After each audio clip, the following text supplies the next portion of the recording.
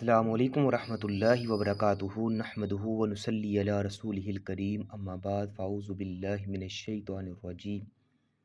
قال اللہ تعالی فی القرآن المجید بسم اللہ الرحمن الرحیم یا ایہا الذین آمنوا لا تحرموا طیبات ما احل اللہ لکم ولا تعتدوا ان اللہ لا يحب المعتدین وقال النبی صلی اللہ علیہ وسلم بلغوا انی ولو آیا او کما قال۔ ہر قسم کی حمد و ثنا اللہ سبحانہ و تعالی کے لیے جو کل کائنات کا خالق ہے، مالک ہے، رازق ہے، داتا، گنج بخش، رنج بخش، غریب نواز اور غوث اعظم ہے، کائنات کے ذرے ذرے کا دستگیر ہے، فعال لما یرید ہے، نحن اقرب الیہ من حبل الورید ہے، جس کی ذات، صفات، کمالات کے اندر کوئی بھی شریک نہیں۔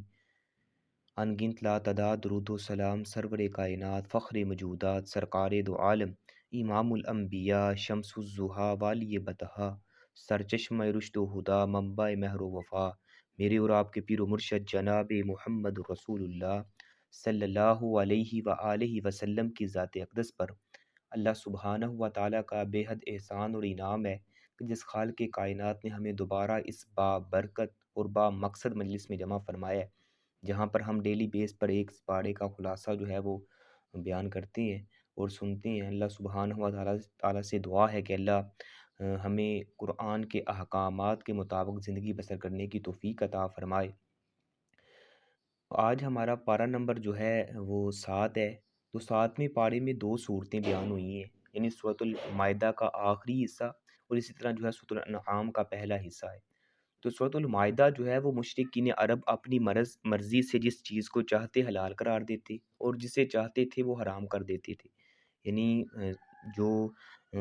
مشرکین عرب تھے وہ اپنی مرضی سے اگر کسی چیز کو اگر چاہتے کہ یہ ہم نے حرام کرنی ہے تو اس کو حرام کر دیتے، اگر چاہتے اس کو ہم نے حلال کرنا تو خود ہی جو ہے وہ اسے حلال کر دیتے۔ یہی حال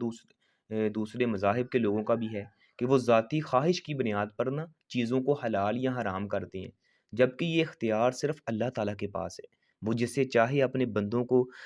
جو ہے وہ حلال قرار دے دے اور جسے چاہے جو ہے حرام کر دے، یعنی اپنے بندوں پر جس پر چاہے حرام کر دے، جس پر چاہے حلال کر دے۔ یہ اختیار صرف اللہ تعالیٰ کو ہے۔ جس طرح حرام کو حلال سمجھنا غلط ہے نا، اسی طرح حلال چیز کو حرام کہنا بھی غلط ہے۔ اللہ تعالیٰ نے نا مومنوں کو مخاطب کرتے ہوئے فرمایا ہے، یا ایہا الذین آمنوا لا تحرموا طیبات ما احل اللہ لکم ولا تعتدوا ان اللہ لا يحب المعتدین وَقُلُوا مِمَّا رَزَقَكُمُ اللَّهُ حَلَالًا طَيِّبًا وَاتَّقُوا اللَّهَ الَّذِي أَنْتُمْ بِهِ مُؤْمِنُونَ۔ کیا لوگوں جو ایمان لائے ہو وہ پاکیزہ چیزیں جو ہیں وہ حرام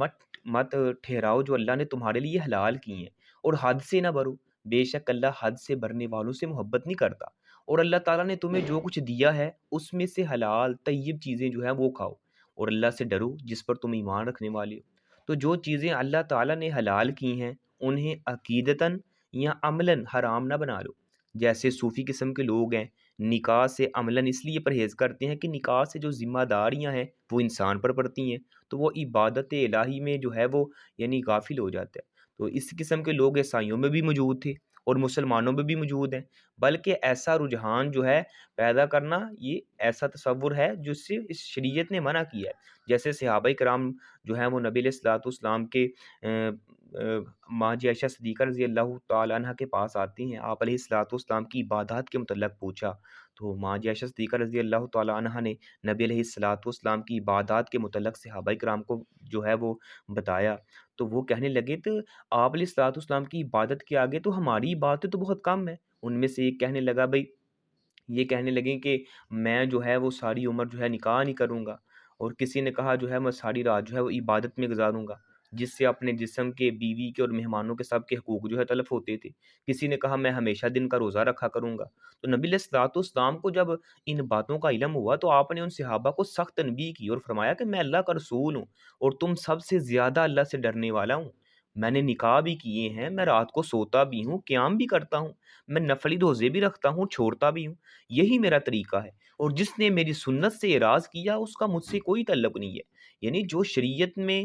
میں دیکھیں میں نبی ہوں، اللہ سے زیادہ سب سے ڈرنے والا ہوں، اس کے باوجود میں اپنے بیویوں کے حقوق بھی ادا کرتا ہوں، ان کے ساتھ ان کے تمام معاملات بھی کرتا ہوں، رات کو اللہ کی عبادت کرتا بھی ہوں، سوتا بھی ہوں، یعنی سارے معاملات کرتا ہوں۔ تو آپ جو ہے وہ یہ راہ فرار اختیار کر رہے ہیں کہ میں ہمیشہ جو ہے وہ نکاح نہیں کروں گا، ہمیشہ روزہ رکھوں گا، ہمیشہ رات کو اٹھ کے جو ہے وہ قیام کروں گا، تو جو میرے طریقے سے ہٹے گا وہ اگرچہ وہ اس کا ان کی نیت جو ہے وہ اچھی تھی، ان کی سوچ جو ہے وہ اچھی تھی کہ ہم نیکی عبادت کریں گے، لیکن جو عبادت جو نیکی جو ہے وہ نبی علیہ الصلوۃ والسلام کے راستے سے ہٹ جائے، ان کے دین سے ہٹ جائے، ان کے طریقے سے ہٹ جائے، وہ کبھی بھی جو ہے وہ یعنی نیکی نہیں بن سکتی۔ نیکی وہی ہے جو نبی علیہ الصلوۃ والسلام کی سنت کے مطابق ہو۔ اس لیے جو بھی کام کرنا ہے وہ آپ علیہ الصلوۃ والسلام کی اگر سنت کے مطابق ہوگا، پھر جو ہے وہ اللہ تعالیٰ کی عدالت میں، اللہ تعالیٰ کی بارگاہ میں قابل قبول ہوگا۔ تو ایک مرتبہ بعض وجوہات کے سبب آپ علیہ الصلوۃ والسلام نے اپنے لیے نا شہد کو حرام کر دیا۔ اللہ تعالیٰ نے اس پر ناراضگی کا اظہار کرتے ہوئے فرمایا یا ایھا النبی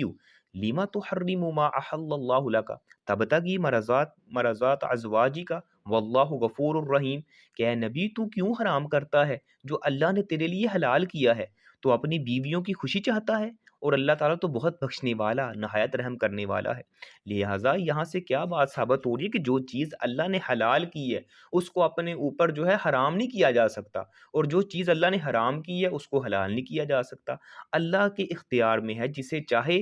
وہ حلال کر دے، جسے چاہے جو ہے اسے حرام کر دے۔ اسی طرح جو ہے اسی پارے کے اندر جو ہے وہ قسم توڑنے کے کفارے کے حوالے سے بھی بتایا گیا ہے کہ قسم اٹھانا دراصل اس کی عظمت کا اعتراف کرنا ہوتا ہے، جس کے نام کی قسم کھائی جاتی ہے یا اٹھائی جاتی ہے۔ اس لیے مسلمانوں کو چاہیے کہ جب بھی قسم اٹھائیں اللہ کی قسم اٹھائیں، اور جب اللہ کی قسم اٹھائیں تو اسے پورا کریں، یعنی غیر اللہ کی قسم اٹھانا بھی منع ہے۔ یعنی انسان کبھی اپنے والدین کی قسم اٹھاتا ہے، کبھی کسی کی اٹھاتا ہے، تو صرف اگر قسم اٹھانے کی ضرورت پڑتی ہی ہے تو صرف اللہ کے نام کی قسم اٹھائے۔ یعنی پچھلے جو کورس میں ہم نے جو ہے وہ پڑھا بھی ہے، صرف اللہ کے نام کی قسم اٹھائی جائے گی، اس کے علاوہ کوئی قسم اٹھانا جائز نہیں ہے۔ تو بعض اوقات انسان جذبات میں آ کر ایسے بھی قسم اٹھا لیتا ہے جو اس کے لیے نقصان دہ ہوتی ہے۔ تو ایسی صورتحال میں اللہ تعالیٰ نے اپنے بندوں پر رحم کرتے ہوئے انہیں نقصان سے بچانے کے لیے قسم توڑنے کی اجازت دی ہے، لیکن اپنی عظمت برقرار رکھنے کے لیے قسم توڑنے کا کفارہ مقرر کر دیا ہے۔ بھائی بعض اوقات ایسے ہی ہوتا ہے، بندہ انسان جو ہے جذبات میں آ کر قسم اٹھا لیتا ہے، اب قسم کو پورا کرنے میں اس کے اندر استطاعت نہیں ہے، طاقت نہیں ہے، یا اس کے اندر جو ہے وہ اتنا ہے نہیں کہ وہ اس قسم کو پورا کر سکے، یعنی اتنی طاقت ہی نہیں ہے۔ تو آپ اللہ تعالیٰ نے جو ہے وہ اتنی رخصت دی ہے کہ وہ قسم کو توڑ دے اور اس کا کفارہ دے دے۔ تو قسم کا کفارہ یہ ہے کہ اگر آدمی کسی وجہ سے قسم توڑ بیٹھے یا توڑنے پر مجبور ہو جائے، اسے چاہیے 10 مساکین کو کھانا کھلائے، یعنی جو اپنے گھر میں خود کھاتا ہے، یعنی عام روٹین میں اس لحاظ سے 10 مساکین کو کھانا کھلائے گا، یا 10 مساکین کو کپڑے پہنائے۔ کھانا نہیں کھلا سکتا، 10 مساکین کو کپڑے پہنا دے۔ یہ بھی نہیں کر سکتا، ایک غلام جو ہے وہ آزاد کر دے۔ یہ بھی نہیں کر سکتا، تو یہ تینوں چیزوں میں سے کوئی بھی نہ اگر کر سکے تو پھر یہ 3 دن کے روزے رکھ لے، یعنی 3 روزے رکھے۔ البتہ اگر کسی کو قسم اٹھانے کی عادت ہو تو اس پر مواخذہ اور ایسی قسم توڑنے پر کوئی کفارہ نہیں ہوگا۔ یعنی بعض اوقات بعض لوگوں کی طبیعت ہی ایسی ہوتی ہے کہ ہر بات پہ قسم اٹھاتے ہیں، ہر بات پہ قسم اٹھاتے ہیں، ان کی عادت بنی ہوتی ہے۔ تو ایسی عادت پر اللہ تعالیٰ مواخذہ نہیں کرتا، اور نہ ہی قسم توڑنے پر کوئی کفارہ دینا پڑے گا۔ یہ قسم ان کی یہ ہے جو عمد کر کے جو ہے وہ قصد کر کے قسم اٹھاتے ہیں، پھر اس کو پورا نہیں کر رہتے۔ یہ اس آدمی کی بات نہیں ہو رہی جو بات بات پہ قسم اٹھاتا ہے، اس پر اللہ جو ہے مواخذہ نہیں کرے گا۔ اسی طرح جو ہے اخلاقی پاکیزگی ہے، تو اسلام معاشرہ جو ہے وہ دنیا کا سب سے پاکیزہ ترین معاشرہ ہے۔ اس میں ہر ایسی چیز حرام ہے جو انسان کو شرف اس کے انسانیت سے گرا دے، یعنی انسان کی عزت اور وقار کو ختم کر دے، یا انسانوں کا مال ناحق کھانے اور ان کے حقوق پر ڈاکہ ڈالنے کے مترادف ہو۔ اس لیے اسلام میں شراب، جوا اور تیروں سے قسمت معلوم کرنا یہ حرام ہے، کیونکہ یہ شیطانی اعمال ہے اور گندگی ہے۔ اللہ تعالیٰ اپنے قرآن میں فرماتے ہیں یا ایھا الذین آمنوا انما الخمر والمیسر والانصاب والازلام رجس من عمل الشیطان فاجتنبوہ لعلکم تفلحون۔ اے لوگوں جو ایمان لائے ہو، بات یہی ہے کہ شراب اور جوا، شرک کے لیے نصب کردہ جو چیزیں ہیں، اور فال کے تیر، یہ سراسر گندے ہیں، شیطان کے کام ہیں، سو ان سے بچو تاکہ تم فلاح پا جاؤ، کامیاب ہو جاؤ، تفلیحون، فلاح پانے والے بن جاؤ۔ پھر اس کی وجہ بیان کرتے ہوئے فرمایا کہ انما یرید الشیطان ان یوقع بینکم العداوہ والبغضاء فی الخمر والمیسر ویصدکم عن ذکر اللہ وعن الصلاۃ فہل انتم منتہون۔ شیطان تو یہی چاہتا ہے کہ شراب اور جوئے کے ذریعے تمہارے درمیان دشمنی اور بغض ڈال دے، اور تمہیں اللہ کے ذکر سے اور نماز سے روک دے، تو کیا تم باز آنے والے ہو، نہیں رکنے والے ہو؟ سیدنا عبداللہ بن عمر رضی اللہ تعالیٰ عنہ سے روایت ہے کہ نبی علیہ الصلوۃ والسلام نے فرمایا کل مسکرن خمر و کل مسکرن حرام، ہر نشہ آور چیز خمر ہے اور ہر نشہ آور جو ہے وہ حرام ہے، یعنی جو بھی نشے والی چیز ہے وہ حرام ہے۔ تو خلافت اسلامیہ کو برباد کرنے کے اسباب میں سے یہ بھی ایک بڑا سبب ہے کہ بعض علماء نے صرف انگور اور کھجور کی شراب پینے پر حد لازم قرار دی ہے، باقی ہر نشہ آور چیز پینے پر حد ختم کر دی ہے، خواہ وہ کسی چیز سے بھی بنی ہو، خواہ اس سے نشہ ہو یا نہ ہو۔ تو اب جن اسلامی خلافتوں میں ام الخبائث کی کئی اقسام پینے پر حد معاف ہو، تو وہاں رعایا اور لشکر اور خلفاء کا کیا حال ہوگا؟ لہٰذا ہر نشہ آور چیز جو ہے وہ شریعت نے اس کو جو ہے وہ حرام قرار دی ہے۔ لیکن دیکھ لیں آج ممالک ہمارے اسلامک ہیں، ہم کہتے ہیں کہ ہمارا ملک جو ہے وہ اسلامی ہے، یہ دیگر لوگ اسلامی ممالک کے دعوے کرتے ہیں، لیکن وہاں پر جو ہیں وہ باقاعدہ ان کے جو وزراء ہیں وہ اس چیز کی ڈیمانڈ اور مطالبے کرتے نظر آتے ہیں۔ یعنی چند دن پہلے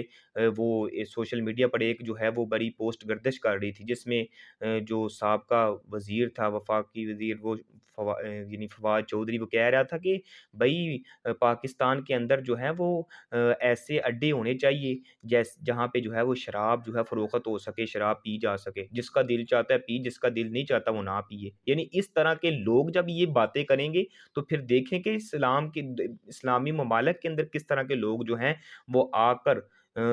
اس طرح کی بے حیائی والے کام اور اس طرح کی حرام چیزوں کا جو ہے وہ ان کو اپریشیٹ کرتے ہیں اور معاشرے میں لاگو کرنے کی کوشش کرتے ہیں، جبکہ جو اسلام کے سراسر خلاف نظر چیزیں ہیں، سراسر اسلام کے جو ہیں وہ خلاف ہیں، ایسی چیزوں کے مطالبات کرتی ہیں۔ تو لہٰذا ایسی چیزیں جس کو اللہ نے حرام کیا ہے ان کو حلال کرنا، یہ ایسے ہی ہے کہ انسان جو ہے وہ اللہ سبحانہ و تعالیٰ کے احکامات کو جو ہے پس پشت ڈال رہا ہے، ان کی مخالفت کر رہا ہے۔ جو اللہ کے احکام کی مخالفت کرتا ہے تو یہی لوگ کافر ہیں۔ اس طرح جو ہے حلال و حرام کے احکام، سورۃ المائدہ کے معنی یہ ہے کہ وہ سورت جس میں کھانے پینے کا تذکرہ ہے، یعنی کھانے پینے کے آداب جو ہیں وہ اللہ سبحانہ تعالیٰ نے جو ہمیں بتلائے ہیں، اس لیے سورت میں حلال و حرام کے بہت سارے احکام بیان ہوئے ہیں۔ مثلاً یہ احرام کی حالت میں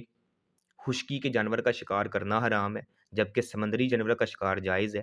اللہ تعالیٰ فرماتے ہیں یا ایھا الذین آمنوا لا تقتلوا الصید وانتم حرم، اے لوگوں جو ایمان لائے ہو شکار کو مت قتل کرو اس حال میں کہ تم جب یعنی احرام والے ہو۔ البتہ سمندری جانوروں کا شکار کرنا جائز ہے۔ اسی طرح جو ہے بری چیز عام ہو جائے تو اس کی جو برائی ہے وہ کم نہیں ہوتی، یعنی عام طور پر دیکھا گیا ہے کہ جب کوئی بری چیز نئی نئی آتی ہے نا تو سب ہی اسے برا سمجھتے ہیں، لیکن پھر جب وہ آہستہ آہستہ عام ہوتی ہے تو لوگ اسے قبول کرنے لگتے ہیں۔ ایک وقت تھا کہ سگریٹ کو بہت برا سمجھا جاتا تھا، پھر آہستہ آہستہ ہم نے اسے قبول کر لیا۔ اسی طرح جو ہے وہ ٹی وی قابل نفرت تھا، اب موبائل کی شکل میں ہر جیب میں موجود ہے۔ پہلے تصویر کو حرام سمجھا جاتا تھا، پھر موبائل اور انٹرنیٹ پر سب دیکھتے اور خود کو مجبور پاتے ہیں، جبکہ اللہ کی حرام جو چیز ہے وہ ہر حالت میں حرام رہتی ہے، کم ہو یا زیادہ ہو۔ اللہ تعالیٰ فرماتے ہیں کل لا یستوی الخبیث والطیب ولو اعجبک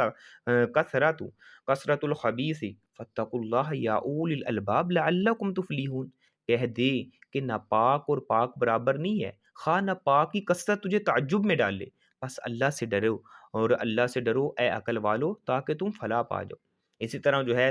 اسی پارے کے اندر مشرکین کے جرائم اور ان سے جو ہے وہ بحث اس کے حوالے سے بھی تذکرہ فرمایا کہ اللہ نے یہود و نصارہ کے بعد مشرکین کے جرائم کا بھی تذکرہ کیا ہے۔ مشرکین اللہ کا عطا کردہ مال اور پالتو جانور اپنے بتوں کے نام پر بطور نیاز چڑھاتے تھے اور اس پر تبصرہ کرتے ہوئے کہتے تھے کہ اللہ تعالیٰ نے فرمایا ما جعل اللہ من بحیرۃ ولا صائبۃ ولا وسیلۃ ولا حام ولکن الذین کفروا یفترون علی اللہ الکذب واکثرهم لا یعقلون۔ اللہ سبحانہ و تعالیٰ ان کی اس بات کو بیان کر رہے ہیں کہ اللہ نے نہ تو کوئی کان پھٹی اونٹنی مقرر فرمائی ہے، نہ کوئی سانڈ یعنی جفتی والا، اور نہ کوئی یعنی اوپر تلے بچے دینے والی مادہ، اور نہ کوئی بچوں کا باپ اونٹ، لیکن وہ لوگ جنہوں نے کفر کیا وہ اللہ پر جھوٹ باندھتے اور اکثر ان میں نہیں سمجھتے۔ یعنی اس میں جو یہ جانوروں کی ایک قسمیں بیان ہوئی ہیں، ان کو وہ ان جانوروں کے بارے میں سید التابعین حضرت سعید بن مسیب رحمہ اللہ فرماتے ہیں کہ بحیرہ وہ جانور ہوتا ہے جس کا دودھ بتوں کے لیے خاص کر دیا جاتا ہے، عام لوگوں میں کوئی بھی اسے نہیں یعنی دوتا، یعنی وہ جانور جس کا دودھ صرف بتوں کے لیے خاص کیا ہے۔ اسی طرح جو ہے سائبہ جانور ہے، وہ جانور جسے وہ اپنے معبودوں کے لیے خاص کر دیتے تھے، اس پر کوئی چیز جو ہے وہ نہیں لادی جاتی تھی، یعنی اس پر کوئی چیز جو ہے اس کی پشت پر یعنی لاتے نہیں تھے، کہ اس وجہ سے کہ ہم نے جو ہے ان کو بتوں کے لیے بطور خاص جو ہے وقف کر دی ہے۔ اسی طرح جو ہے وسیلہ، وہ اونٹنی جو ہے مسلسل 2 دفعہ مادہ بچہ جنم دیتی ہے تو اسے اپنے بتوں کے نام پر آزاد چھوڑ دیتے تھے، یہ یعنی ان مشرکین کے حوالے سے بات ہو رہی ہے۔ تو حام وہ سانڈ اونٹ ہے جس کی جفتی سے اونٹنیوں کی ایک مخصوص تعداد جو ہے وہ حاملہ ہوتی ہے، تو اسے بتوں کے نام پر جو ہے چھوڑ دیتے تھے، ذاتی استعمال میں نہیں لاتے تھے۔ تو وہ اس کو جو ہے ان کے اوپر جو ہے ان کا دودھ پینا یا ان کا گوشت کھانا یا ان پر جو ہے وہ ان سے فائدہ حاصل کرنا، اس کو جو ہے وہ یعنی حرام سمجھتے تھے۔ تو شریعت نے تو ایسی کوئی بات یعنی ان کے لیے حرام نہیں کی تھی، تو اللہ تعالیٰ نے ان کی جو ہے وہ رد کی ہے۔ اسی طرح جو ہے شریعت کے مقابلے میں کفار کی دلیل، تو اسلام کتاب و سنت کا نام ہے، جو چیز قرآن یا حدیث میں ہوگی وہ اسلام ہے، اور جو قرآن و سنت میں نہیں ہے وہ اسلام نہیں ہے۔ دوسرے لفظوں میں اللہ کی وحی اور رسول اللہ صلی اللہ علیہ وسلم کا فرمان جو ہے وہ دین ہے، تو اس کے علاوہ کوئی چیز دین نہیں ہے۔ جبکہ شرک کے بعد سب سے بڑا جرم یہ ہے کہ وحی کے مقابلے میں اپنے باپ دادا کی روش کو اپنا دین قرار دینا۔ یعنی اللہ تعالیٰ نے فرمایا کہ وَإِذَا قِيلَ لَهُمْ تَعَالَوْا إِلَىٰ مَا أَنزَلَ اللَّهُ وَإِلَى الرَّسُولِ قَالُوا حَسْبُنَا مَا وَجَدْنَا عَلَيْهِ آبَاءَنَا أَوَلَوْ كَانَ آبَاؤُهُمْ لَا يَعْلَمُونَ شَيْئًا وَلَا يَهْتَدُونَ۔ اللہ تعالیٰ فرماتے ہیں، اور جب ان سے کہا جاتا ہے کہ آؤ اس کی طرف جو اللہ تعالیٰ نے نازل کیا ہے، تو وہ بھی یعنی جب ان سے کہا جاتا ہے کہ آؤ اس چیز کی طرف جو اللہ سبحانہ نے نازل کی ہے اور جو اللہ کے رسول کی طرف ہے، تو وہ کہتے ہیں ہمیں تو وہی کافی ہے جس پر ہم نے اپنے باپ دادا کو پایا ہے، کہ اگرچہ ان کے باپ دادا کچھ بھی نہیں جانتے تھے اور نہ وہ ہدایت پاتے تھے۔ تو اگر ہم غور کریں، آج کل ہمارے مسلمانوں کی اکثریت کا بھی یہی حال ہے، وہ بھی حق کے مقابلے میں اپنے اماموں، اپنے بزرگوں، اپنے باپ دادا کی اتباع کرتے ہیں، اور قرآن و سنت کی صریح نصوص کو جو ہے وہ ترک کر دیتے ہیں۔ یعنی جب ان کو کوئی قرآن یا حدیث کی بات بتائی جاتی ہے، وہ کہتے ہیں بھائی ہمارے مولوی صاحب نے، ہمارے امام صاحب نے تو یہ فرمایا، ہم تو اس کی بات پر عمل کریں گے۔ بھائی ہمارے پیر صاحب نے، ہمارے بزرگ نے تو یہ کہا ہے، یا ہمارے باپ دادا جو ہیں یہ شروع سے یہی کرتے آئے ہیں، کیا وہ سب گمراہ تھے اس طرح کرتے؟ یہ مشرکین کا طرز عمل ہے۔ تو لہٰذا بات تو وہی، اگر غور و فکر کیا جائے تو بھائی بات تو وہ مانی جائے گی نا جو اللہ اور اس کے رسول کی ہے۔ اگر اللہ اور اس کے رسول کے خلاف میری بات آ جائے، میرے والدین کی بات آ جائے، میرے کسی بڑے بزرگ یا امام کی بات آ جائے، سب لوگوں کی بات ایک طرف اور اللہ اور اس کے رسول کی بات ایک طرف ہو، پوری کائنات کی باتوں کو رد کیا جا سکتا ہے اگر بات کو تسلیم کیا جائے گا، اللہ اور اس کے رسول کی بات کو ایکسیپٹ کیا جائے گا۔ یعنی سارا جگ جاتا ہے تو چلا جائے، سارے جگ جو ہے وہ ایک طرف ہو جائے اور اکیلا رب ایک طرف ہو، تو سارے جگ کو چھوڑ کر ایک رب کی جو ہے وہ بات کو جو ہے وہ ایکسیپٹ کیا جائے گا۔ اسی طرح جو ہے قیامت کے دن عیسی علیہ الصلوۃ والسلام سے سوال و جواب، جب قرآن مجید نے کہا ہے کہ غیر اللہ کی عبادت کرنے والے اور جن کی عبادت کی جاتی ہے دونوں کو جہنم میں ڈالا جائے گا۔ کافروں نے کہا کہ اگر جن کی عبادت کی جاتی ہے انہیں بھی جہنم میں ڈالا جائے گا، تو عیسائی سیدنا عیسی علیہ الصلوۃ والسلام کی عبادت کرتے ہیں تو کیا انہیں بھی نعوذ باللہ جہنم میں ڈالا جائے گا؟ قرآن مجید نے ان کے جواب دیتے ہوئے ان کا جواب دیا اس انداز سے کہ وَإِذْ قَالَ اللَّهُ يَا عِيسَى ابْنَ مَرْيَمَ أَأَنْتَ قُلْتَ لِلنَّاسِ اتخذونی و امی الہین من دون اللہ قال سبحانک ما یکون لی ان اقول ما لیس لی بحق۔ اور جب اللہ نے کہا کہ اے عیسی ابن مریم، کیا تم نے لوگوں سے کہا تھا کہ مجھے اور میری ماں کو اللہ کے سوا معبود بنا لوں؟ وہ کہیں گے اے اللہ تو پاک ہے، یعنی میرے لیے بنتا ہی نہیں کہ میں وہ بات کہوں جس کا مجھے کوئی حق ہی نہیں ہے۔ تو اس سے معلوم ہوا کہ جو لوگ اس پر خوش ہوتے ہیں کہ ان کی پوجا کی جائے اور وہ اس سے یعنی شرک کے جرم میں برابر کے شریک ہوں گے، ہاں جو لوگ یہ پسند نہیں کرتے، انہوں نے زندگی میں یہ دعوت دی ہی نہیں، تو ان کی عبادت کی جائے یا ان کے مرنے کے بعد لوگ جو ہیں خود بخود ان کی پوجا شروع کر دیں، تو وہ اس جرم میں شریک نہیں ہے۔ وہ تو یعنی انہوں نے نہ تو ان کو بولا ہے، نہ جو ہے ان سے یہ مطالبہ کیا ہے، تو انہیں جہنم میں کیسے ڈالا جا سکتا ہے؟ دوسرا اس آیت سے معلوم ہوا کہ انبیاء کو پوجنا بھی شرک ہے، کیونکہ وہ غیر اللہ ہیں، یعنی انبیاء کی اگر کوئی اس انداز سے عبادت کرے تو وہ بھی غیر اللہ میں شامل ہوتے ہیں۔ اسی طرح جو ہے دوسری سورت جو اس پارے میں بیان ہوئی ہے سورۃ الانعام ہے، تو سورۃ الانعام جو ہے مکی سورت ہے، اور رسول اللہ صلی اللہ علیہ وسلم کے مکہ میں قیام کے آخری دور میں نازل ہوئی ہے، یعنی نبی علیہ الصلوۃ والسلام مکہ کے یعنی آخری دور میں نازل ہوئی ہے۔ تو اس کے اندر بھی نبی علیہ الصلوۃ والسلام کی 13 سال دعوت کا جو ہے وہ خلاصہ ہے، اور انہیں جو ہے وہ ایک الٹیمیٹم دیا گیا ہے کہ اس صورت میں مشرکین مکہ کے خلاف حتمی فرد جرم عائد کی گئی ہے، کہ ان کے شرک کی مختلف صورتیں بیان کی گئی ہیں۔ یہ ہماری سسٹر ہیں، سسٹر زنیرہ، ان سے گزارش ہے اپنے مائک کو میوٹ پہ لگائیں۔ تو مشرکین کے اعتراضات اور اس کے یعنی جوابات دیے گئے ہیں۔ پچھلی صورتوں میں بنی اسرائیل کے جرائم کا تذکرہ کر کے بتایا گیا ہے کہ ان سے امامت عالم کا منصب ان کے جرائم کے سبب چھینا گیا ہے، اور بنی اسماعیل کو یہ منصب عطا کیا گیا ہے۔ تو بنی اسماعیل میں محمد صلی اللہ علیہ وسلم کے علاوہ قریش مکہ بھی آتے ہیں، تو وہ بھی یہ سمجھتے تھے کہ ہم ابراہیم علیہ الصلوۃ والسلام کے دین کے وارث ہیں۔ اس صورت میں ان کے جرائم کا تذکرہ کیا گیا ہے اور بتایا گیا ہے اگرچہ وہ نسلی اعتبار سے بنو اسماعیل سے تعلق رکھتے ہیں، لیکن وہ چونکہ انہوں نے ابراہیم علیہ الصلوۃ والسلام کا دین چھوڑ رکھا ہے اور شرک جیسا کبیر ترین جرم کا ارتکاب کر رہے ہیں، تو اس لیے وہ پیغام میں ابراہیم کے وارث اور امامت عالم کے منصب کے اہل نہیں ہیں، بلکہ شرک میں مبتلا ہیں۔ تو شرک میں مبتلا ہونے کی وجہ سے عاد اور سمود کی طرح عذاب الہی کے مستحق ہیں۔ ان کے برعکس محمد صلی اللہ علیہ وسلم اور ان کے متبعین جو ہیں وہ دین ابراہیم کے وارث اور پورے عالم کی امامت کے منصب پر فائز کیے گئے۔ اللہ تعالیٰ کی تعریف صورت کے آغاز میں اللہ کی تعریف کا کے ساتھ جو ہے وہ یعنی اس کا آغاز کیا گیا کہ الحمد للہ الذی خلق السماوات والارض وجعل الظلمات والنور ثم الذین کفروا بربهم یعدلون هو الذی خلقکم من طین ثم قضى اجلا واجل مسمى عنده ثم انتم تمترون۔ سب تعریف اللہ کے لیے ہے جس نے آسمان اور زمین کو پیدا کیا ہے اور اندھیروں اور روشنی کو بنایا ہے۔ پھر بھی وہ لوگ جنہوں نے کفر کیا ہے اپنے رب کے ساتھ برابر ٹھہراتے ہیں، یعنی شریک بناتے ہیں۔ وہی ہے جس نے تمہیں حقیر مٹی سے پیدا کیا ہے، پھر ایک مدت مقرر کی ہے، اور ایک مدت جو ہے اس کے ہاں مقرر ہے، تو پھر بھی تم شک کرتے ہو، پھر بھی تمہیں جو ہے وہ شک و شبہ ہے۔ تو عقیدہ توحید کی وضاحت یہ صورت جو ہے نبی علیہ الصلوۃ والسلام کی مکی زندگی کے آخری دنوں میں ہجرت سے کچھ دن پہلے نازل ہوئی ہے، اس لیے اس صورت میں آخری مرتبہ نبی علیہ الصلوۃ والسلام کی دعوت توحید کو پوری وضاحت سے بیان کیا گیا ہے۔ توحید کی جو اقسام ہے، تو عذاب آنے پر کیا تم غیر اللہ کو پکارو گے؟ یقیناً نہیں، تو پھر عام حالت میں کیوں اللہ کو پکارتے ہو؟ یعنی ایک سوالیہ انداز ہے کہ عذاب آنے پر تم کیا کرو گے؟ کیا تم غیر اللہ کو پکارو گے، یعنی اللہ کو چھوڑ کے کسی اور کو پکارو گے؟ تو انہوں نے کہا کہ یقیناً یہ کبھی بھی ایسا نہیں کریں گے۔ پھر عام حالت میں پھر تم کیوں غیر اللہ کو پکارتے ہو؟ ان سورۃ الانعام کے 40 نمبر پارے کے اندر جو ہے وہ بیان کیا گیا ہے۔ تو غیر اللہ کے سرپرست بنانے کی ممانت بیان کی گئی ہے۔ اس طرح جو ہے غیر اللہ جو ہے نفع و نقصان کے مالک نہیں ہے، نفع نقصان کی مالک اگر کوئی ذات ہے تو اللہ سبحانہ و تعالیٰ کی ذات ہے۔ اللہ کے برابر دوسروں کو سمجھتے ہیں، اللہ کے برابر جو ہے وہ دوسروں کو شریک بناتے ہیں، ان کو سمجھتے ہیں۔ اسی طرح جو ہے اللہ تعالیٰ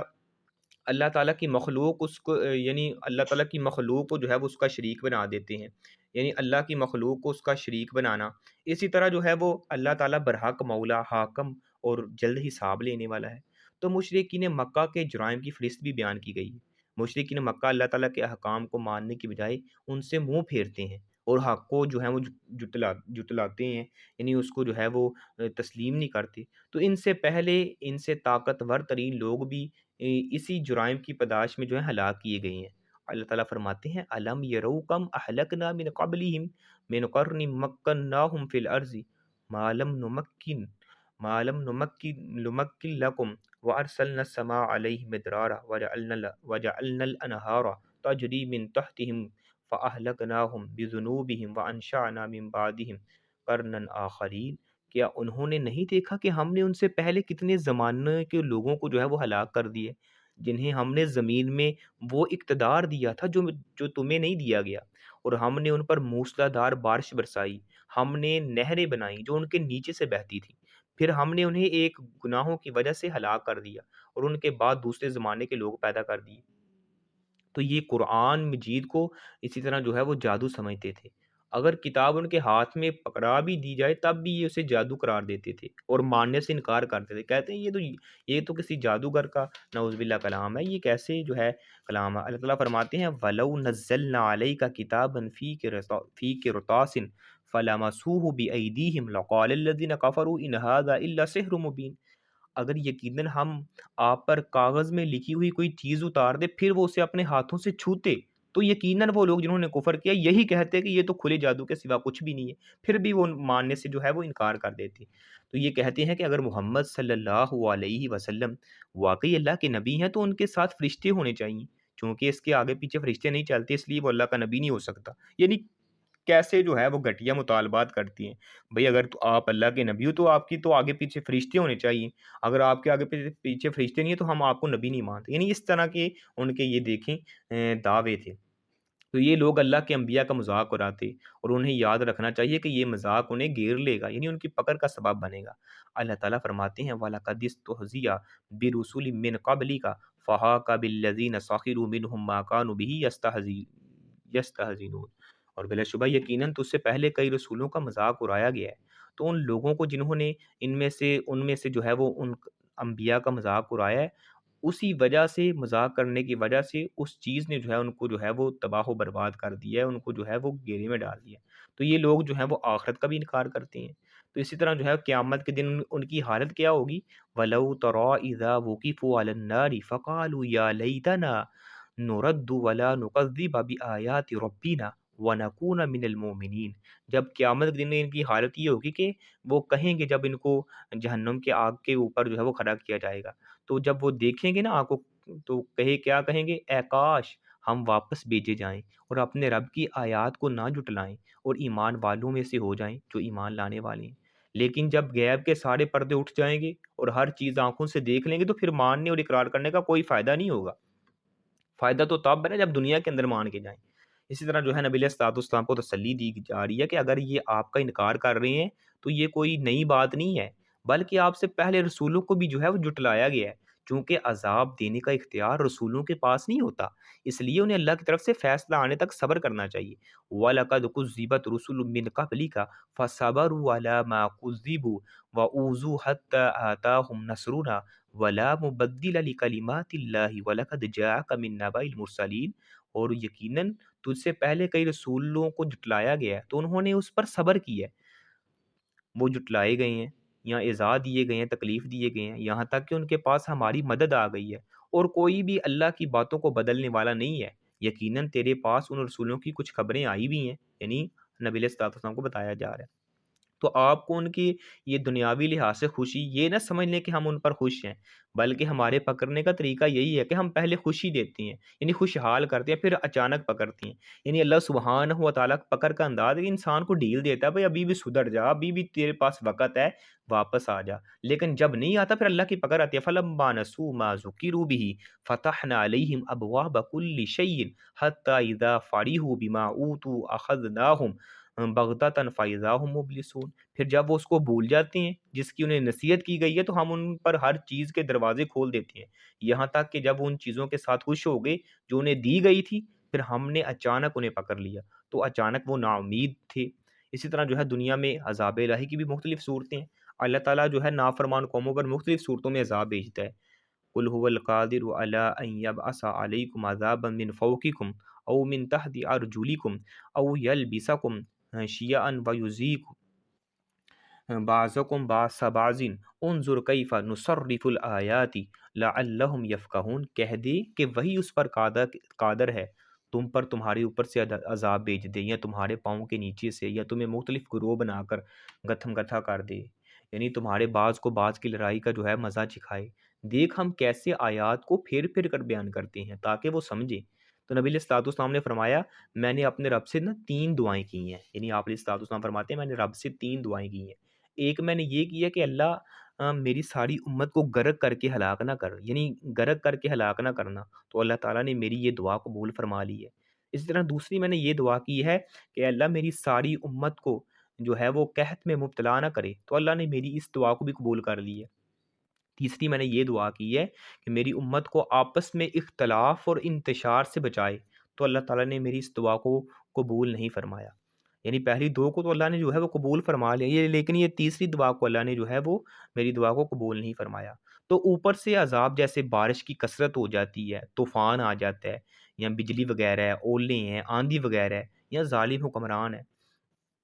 تو اسی طرح جو ہے نیچے سے عذاب جیسے زلزلہ ہے، قحط ہے، زمین میں جو ہے وہ دنس جانا ہے، یا ایسے ماتحت جو خائن اور بد دیانت ہوں،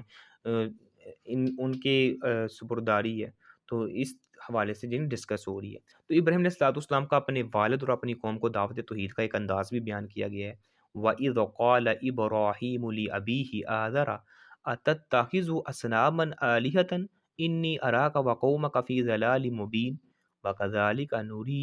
إِبْرَاهِيمَ مَلَكُوتَ السَّمَاوَاتِ وَالْأَرْضِ وَلِيَكُونَ مِنَ الْمُوقِنِينَ۔ اور جب ابراہیم علیہ الصلوۃ والسلام نے اپنے باپ آزر سے کہا، کیا تو بتوں کو معبود بناتا ہے؟ بے شک میں تجھے اور تیری قوم کو کھلی گمراہی میں دیکھتا ہوں۔ تو ابراہیم علیہ الصلوۃ والسلام کا دعوت دینے کا ایک پریکٹیکل اور منفرد انداز بھی دیکھیں کہ اللہ تعالیٰ نے سیدنا ابراہیم علیہ الصلوۃ والسلام کا تذکرہ کرتے ہوئے ان کی دعوت دینے کا ایک منفرد انداز بیان کیا ہے، اور فرمایا کہ ایک دن ابراہیم علیہ الصلوۃ والسلام اپنے دوستوں کے ساتھ بیٹھے تھے، تو شام ہوئی تو ایک ستارہ طلوع ہوا۔ ابراہیم علیہ الصلوۃ والسلام نے کہا چلو میں اسے اپنا رب مان لیتا ہوں۔ کچھ وقت کے بعد چاند طلوع ہوا، تو اس کی روشنی میں ستارہ غائب ہو گیا، تو فرمایا کہ جو خود غروب ہو جائے میں اس سے پسند نہیں کرتا، اسے چھوڑو، میں چاند کو اپنا رب مان لیتا ہوں، کیونکہ یہ زیادہ چمکدار ہے۔ صبح جب چاند کا وقت ختم ہوا اور چھپ گیا، اور سورج جو ہے پوری آب و تاب سے طلوع ہوا، تو کہنے لگے یہ میرا رب ہے۔ جب وہ بھی اپنے وقت پر جو ہے وہ یعنی غروب ہو گیا، دگا دے گیا، تو فرمانے لگے دوستو جن کا تم شریک بناتی ہو، جن کو تم جو ہے وہ پوجتے ہو، شریک بناتے ہو،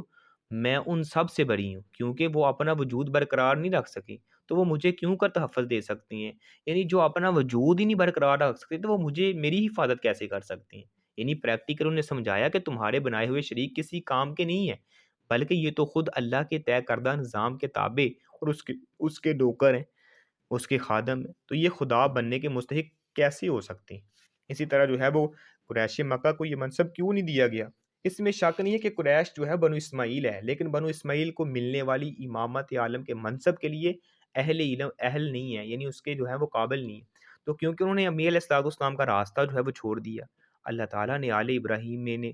میں آنے والے 18 انبیاء کے نام جو ہیں وہ یعنی اکاؤنٹ کروائے ہیں۔ 18 انبیاء کے نام اکاؤنٹ کروانے کے بعد فرمایا اولئک الذین آتیناہم الکتاب والحکم والنبوۃ فإن یکفر بها ہؤلاء فقد وکلنا بها قوما لیسوا بها بکافرین اولئک الذین ھدی اللہ فبہداہم، یعنی یہی وہ لوگ ہیں جنہیں ہم نے کتاب اور حکمت اور نبوت عطا کی ہے، پھر اگر یہ لوگ ان باتوں کا انکار کریں تو ہم نے ان کے لیے ایسے لوگ مقرر کیے ہیں جو کسی صورت ان کا انکار کرنے والے نہیں ہیں۔ یہی وہ لوگ ہیں جنہیں اللہ نے ہدایت دی ہے، سو ان کی ہدایت کی پیروی کرو۔ یعنی اس عظیم منصب کے حقدار وہی لوگ ہیں جو انبیاء کی لائی ہوئی دعوت کو تسلیم کرتے ہیں، کیونکہ یہ انبیاء کی دعوت جو ہے وہ توحید کا انکار، یعنی انبیاء کی دعوت توحید کا انکار کرتے تھے یہ لوگ، تو اس لیے ان سے یہ منصب جو ہے وہ چھین لیا گیا۔ آپ کو بھی یہ منصب اسی صورت میں مل سکتا ہے کہ آپ سابقہ انبیاء کے راستے پر چلیں۔ اس طرح جو ہے اللہ تعالیٰ کی بیوی اور بیٹی ہونے کا انکار، مشرکین عرب جو ہیں وہ جنوں کو اللہ کا شریک قرار دیتے تھے اور فرشتوں کو اللہ کی بیٹیاں سمجھتے تھے، کہتے ہیں یہ جن جو ہیں وہ اللہ کے شریک ہیں، اور جو فرشتے ہیں وہ اللہ کی بیٹیاں، نعوذ باللہ۔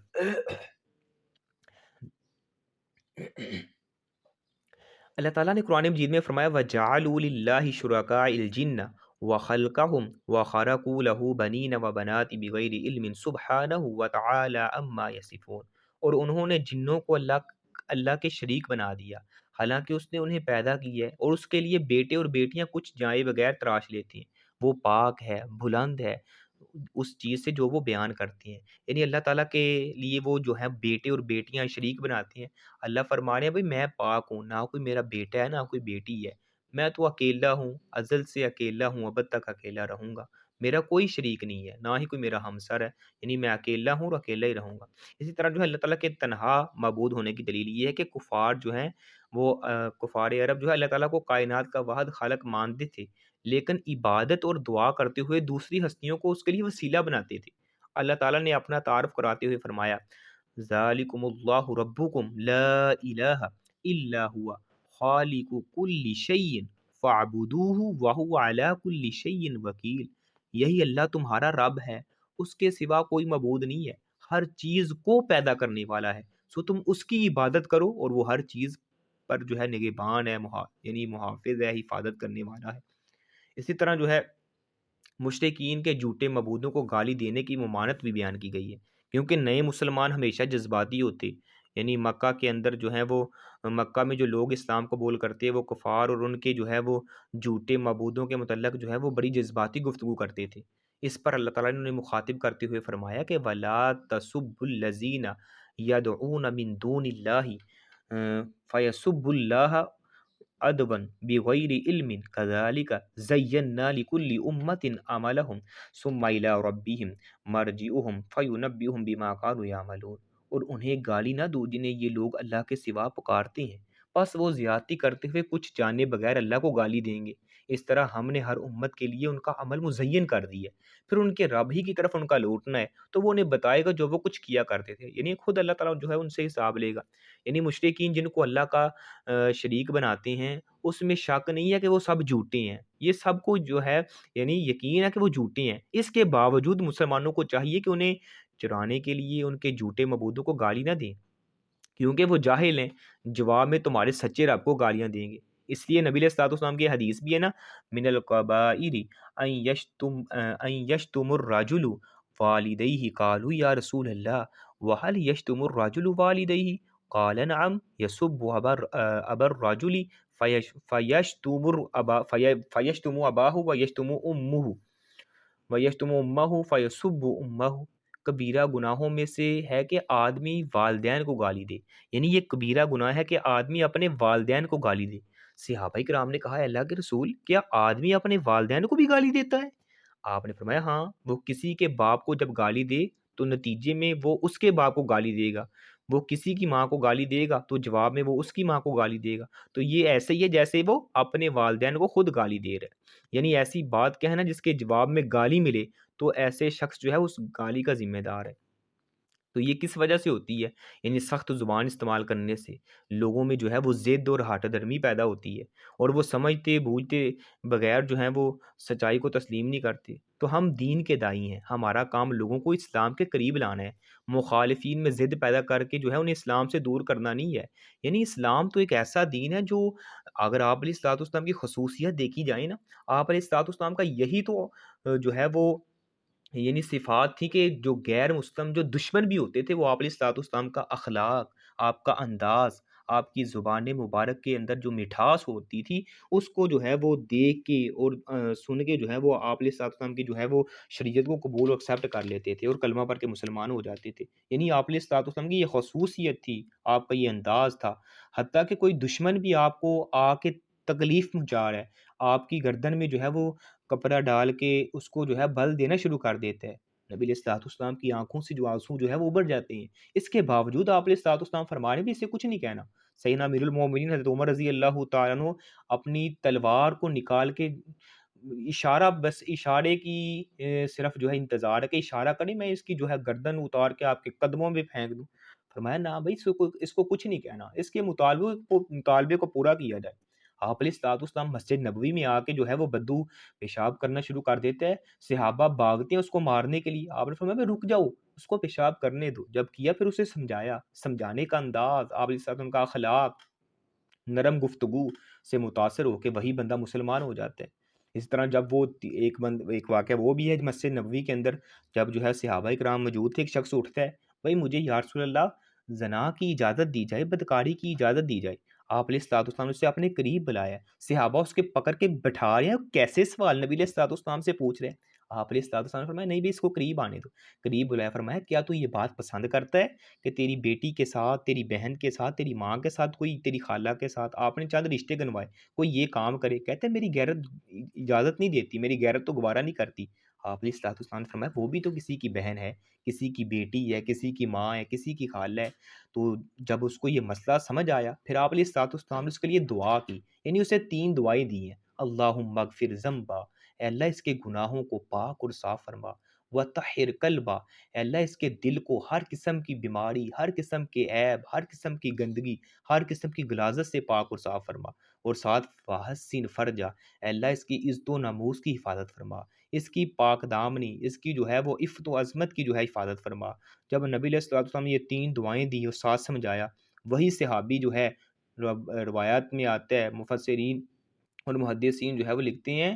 کہ وہی صحابی کو پھر ہم نے کبھی آنکھ اٹھا کے چلتے ہوئے نہیں دیکھا۔ یعنی آپ علیہ الصلوۃ والسلام کا انداز تو یہ ہوا کرتا تھا، یعنی آپ جب نرم گفتگو کریں گے، آپ کا اخلاق اچھا ہے، آپ کی زبان میٹھی ہے، تو آپ کا جتنا مرضی کوئی بڑا دشمن ہے وہ آپ کی بات اور آپ کے انداز سے متاثر ہو کے جو ہے وہ یعنی آپ سے جو ہے متفق ہو جائے گا، آپ کا دوست بن جائے گا۔ نبی علیہ الصلوۃ والسلام کو دشمن یعنی مشرکین مکہ اور اس طرح جو ہے کتنے لوگ جو ہیں وہ ظالم اور دشمن تھے، لیکن آپ علیہ الصلوۃ والسلام کا اخلاق تھا، اسی کی بنیاد پر اخلاق تھا، سچائی تھی، میٹھی زبان سی، لوگ کلمہ پڑھ کے مسلمان ہونے پہ مجبور ہو جاتے۔ اور پنجابی کا ایک شاعر ہے، وہ کہتا ہے اودی ایک اکیلڑی جان سی، اودا دشمن سارا جہان سی، گل سچی تے مٹھڑی زبان سی، تائیوں سارے جہان تے چھا گیا۔ یعنی آپ